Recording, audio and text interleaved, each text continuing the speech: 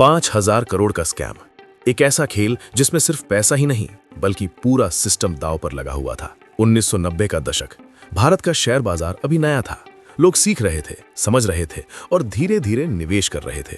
उसी समय एक आदमी सामने आता है, साधारण सा दिखने वाला लेकिन दिमाग असाधारण। वो था हर्षद मेहता, एक मिडिल क्लास परिवार से आया हुआ लड़का जिसके सपने बाकी लोगों से कहीं बड़े थे। वो सिर्फ पैसा कमाना नहीं चाहता था, वो मार्केट का बादशाह बनना चाहता था। शुरुआत में सब कुछ सामान्य था, छोटे छोटे ट्रेड्स, धीरे धीरे प्रॉफिट और फिर अचानक कुछ बदल गया।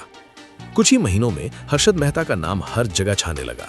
लोग उसे बिग बुल कहने लगे क्योंकि जहां वो पैसा लगाता वहां के शेयर्स आसमान छूने लगते। एसीसी जैसी कंपनी का शेयर 200 से सीधा 9,000 तक पहुंच गया। सोचिए, अगर आपने उस वक्त इन्वेस्ट किया होता तो आपकी जिंदगी बदल सकती थी। लेकिन यहीं से शुरू होती है असली कहानी। ये सब ग्रोथ नेचुरल नहीं थी, ये एक इल्यूजन था, एक केयरफुली प्लान्ड गेम। असल में हर्षद मेहता ने सीधे पैसे नहीं चुराए थे, उसने सिस्टम को समझा और उसकी कमजोरियों को अपना हथियार बना लिया। उस समय बैंक्स के बीच एक सिस्टम होता था जिसमें वो आपस में ट्रांजैक्शंस करते थे। हर्षद ने इसी सिस्टम में लूप होल ढूंढा। वो फेक बैंक रिसीट्स बनाता और बैंक से करोड़ों रुपए निकाल लेता बिना किसी को पता चले।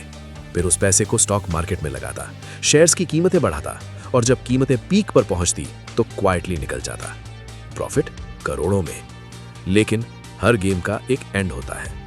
एक जर्नलिस्ट को शक हुआ कि कुछ गड़बड़ है। इन्वेस्टिगेशन शुरू हुई, डॉक्यूमेंट्स खंगाले गए, ट्रांजैक्शंस ट्रेस किए गए और फिर सच सामने आया। पूरा देश हिल गया।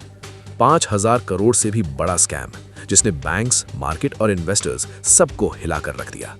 मार्केट क्रैश हो गया, लाखों लोगों की सेविंग्स खत्म हो गई, लोगों का भरोसा टूट गया और हर्षद मेहता, जिसे लोग भगवान मानने लगे थे, वो अब आरोपी बन चुका था।